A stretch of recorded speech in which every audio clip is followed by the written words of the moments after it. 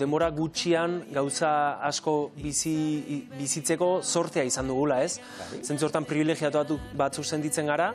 Hasieran, pixkat ezkerreko hankarekin edo hasi ginen proiektua, lehenengo kontzertua jo eta pandemia heldu zen, bagenuen diskoa esku artean, gure lehenengo diskoa, proiektu berri bat, bagenuen hor bulego, ez? Eta denarekin, denak alderatzea egin doazenean, itxialdia, denak etxera, ez dago kontzerturik, ez dago ezer.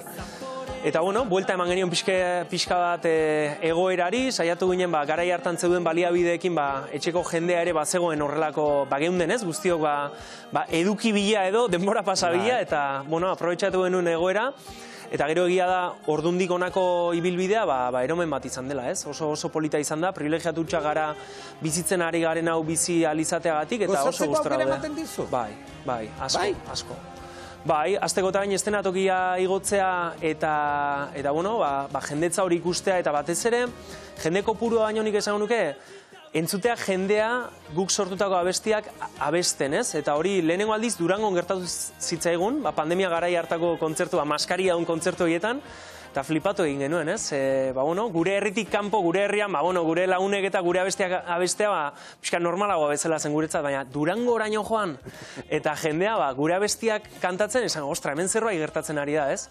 Eta, pixkanaka, hunditzen joan da, jende kopuru hori, gurekin batera datorrena kontzertuz kontzertu, eta horren adierazgarri, orain urte amaierako kontzertu hauek. Gidoilaria aipatu dut, lantaldeko kideak, zuzendaria aipatuko dut orain, hor dagoena, bai. Eta zuzendariarekin kafea hartzen nengoela izenari buruz hor debate bat sortu zen. Zuzendariak esaten zidan, haizu, lehen Tomas Lizara zuzen eta orain Tom. Teoria ezberdinak daude, eh? A ber, entzungo nituzke gustora, teoria horiek. Zuzendari Anderrea, esango diot, lehenengo teoria izango litzateke, sekretua zan, baina ez da sekretua. Moderno batzarelako. Ez zenun espero. Niri egia esan gehiago gustatzen zait Tomas baino, berdin zait, gehiago gustatzen zaialako. Tomas ikusten dut gizon zahar baten izena bezala, eta Tom ikusten dut, aparte esateko ere erresagoa da. Eta Tomasek bauka arrisko bat niri ez zait gehiago gustatzen, ez diot inori esaten ez deitzekola, ze berdin zait, azkenean komunikazio kontua da, eta Tomas isa hori ez zait gehiago gustatzen. Orduan, Tomekin arrisko hori ekiditen dugu, eta gero egia da hori tontakeria, ez? Azkenean intentzioak asko balio du, eta niri berdin zait Tomas, Tomi nahi duzun bezala ditu, baina, maitasunarekin da jazta. Etiketa bat da, eta gerokoa, ez? Darukoa da importanteena, eta zuen kasuan beste zenbait gauza. Hala eta guztiz ere, bulegok lortu duen Euskal Herrian da estilo propio bat izatea, zuek estilo propio bat lortu duzu, eh?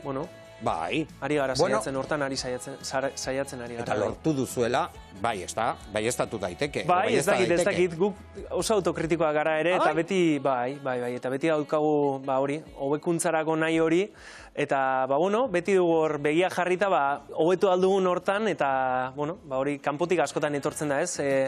Feedback horrek, jendeak esan dugu, ostra, estiloa sortzen ari zarete edo, ondo, ari gara, gure helburuak betetzen ari garela seinale da, ez? Aldaketarik baote da, etorkizunari begira. Aldatuko duzu, aldatuko du? Nik uste dut, ez dakit norantz, nik uste dut, gure helburutako bat da, eta niretzat behintzat letrista bezala bihotzari kasu egitea, ez? Eta bihotza aldatzen joaten da, pertsonak aldatzen joaten gara, eta beraz nik uste dut proiektu batek ere, proiektu musikal batek aldatu behar duela, ez? Eta ni saiatzen naiz abestiak egiterakoan gehiengoan behintzat barrura begira sortzen, ez? Eta zer sentitzen duan horri tiraka sortzen, eta entzuten duan musikari tiraka ere, ez? Erreferentzi berriak gehitzen joaten dira, eta horregatik diot aldaketak etorriko direla, naturalki, ez? Bai, erreferentziak aipatzen dituzu?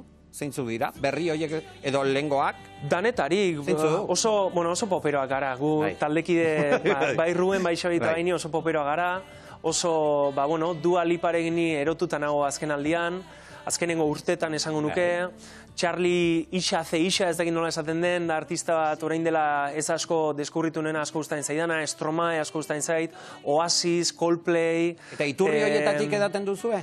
Bai, hoiek atzerritarrak eta ere Euskal Herrian, Itoiz, Jotakie, guretzat, Azkoitiarrak izanik, erreferenteak izan dira betianik, eta oraindik ere, azken amarriera joan ginen bideoklip bat gratzera, Ruen Xabita 3 eta gutxitan joaten gara 3 bakarrik, eta joan ginen hasieratik bukaerara Jotakie Azkoitiarren diskoa entzuten, eta gozatu egin genuen. Bai, oso musikeroa gara eta gustatzen zaigu tanetarik entzutea. Eta hortik hartzen dituzu, zuen referentzia musikalak dira, esan nahi dut hortik hartzen dituzu, ez? Leku batetik edo talde batetik azkenean, entzuten duguna da gustatzen zaiguna, eta saiatzen gara guk entzungo genukeen musika hori sortzen, ez? Gero batzutan asmatzen dugu, da bestetan ez, baina...